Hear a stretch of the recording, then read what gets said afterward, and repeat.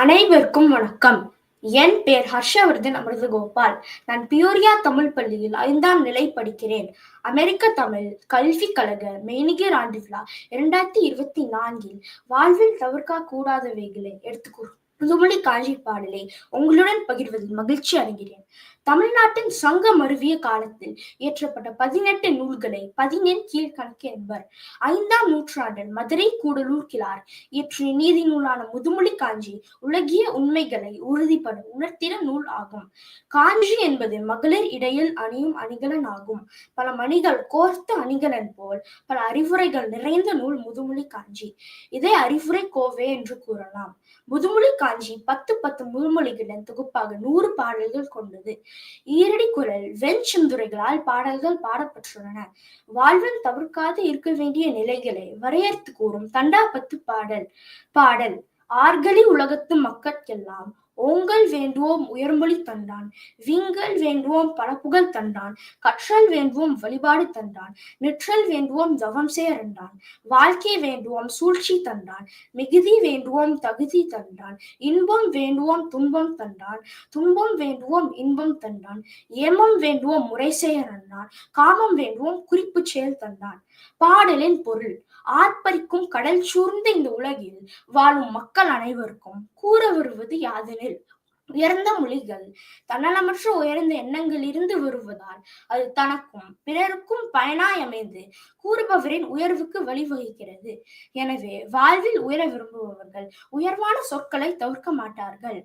தன்னிடம் உள்ளதை பலருடன் பகிர்வதில் இருந்து வரும் புகழ்தான் உண்மையான புகழாகும். வாழ்வில் சிறப்பை விரும்புபவர்கள் பல புகழ் தரும் ஈகையை தவிர்க்க மாட்டார்கள். வழிபாடு என்பது தன்னை விட உயர்ந்தவரின் பால் செலுத்தும் அன்பும் மரியாதையும் பணிவும் ஆகும்.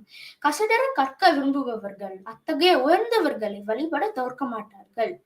தவம் என்பது தன் புலங்களை அடக்கி மனதினை ஒருநிலைப்படுத்தி செயலாற்றலை மேம்படுத்துவது ஆகும். நிலையான வெற்றியை விரும்புபவர்கள் மெய்வருத்தம் தரும் கடின முயற்சியை தவிர்க்க மாட்டார்கள். சூழ்ச்சி என்பது காரண காரியங்களை ஆய்ந்தறிந்து செயல்படுவது ஆகும். நல்ல வாழ்க்கை வாழ விரும்புபவர்கள் செய்யும் செயல்களில் சூழ்ச்சியை தவிர்க்க மாட்டார்கள். வாழ்வில் மிகுதியை விரும்புபவர்கள் அதற்கான தகுதியை அடையும் முயற்சியை தவிர்க்க மாட்டார்கள். இன்பத்தை மட்டும் தேடி விரும்புபவர்களுக்கு துன்பம் தானாக வந்து சேரும். துன்பத்தை இயல்பாக எடுத்துக்கொண்டால் இன்பம் தானாக வந்து சேரும். இன்பம் துன்பம் இரண்டில் ஒன்று ஏற்றுக்கொள்பவர்கள் மற்ற ஒன்றை தவிர்க்க மாட்டார்கள்.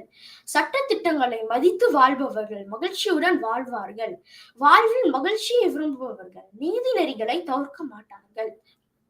தனது விருப்பங்களை நிறைவேற்றிக் கொள்ள விரும்புபவர்கள் குறிப்பறிந்து செயல்படுவதை தவிர்க்க மாட்டார்கள்.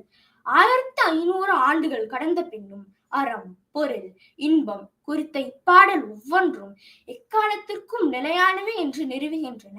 உயர்ந்த சொற்கள், ஈகை குணம், பண்புடைமை, கடின முயற்சி, செயல்திறன், சமநோக்கு பார்வை, அறவழி வாழ்வு, காலமறிதல் போன்றவை இக்காலத்திற்கு பொருத்தமானது மட்டுமல்ல, நம் அனைவரின் வாழ்விற்கும் தேவையான குணங்கள் ஆகும். தமிழை கற்போம், தமிழால் வளர்வோம். வெல்க தமிழ். நன்றி, வணக்கம்.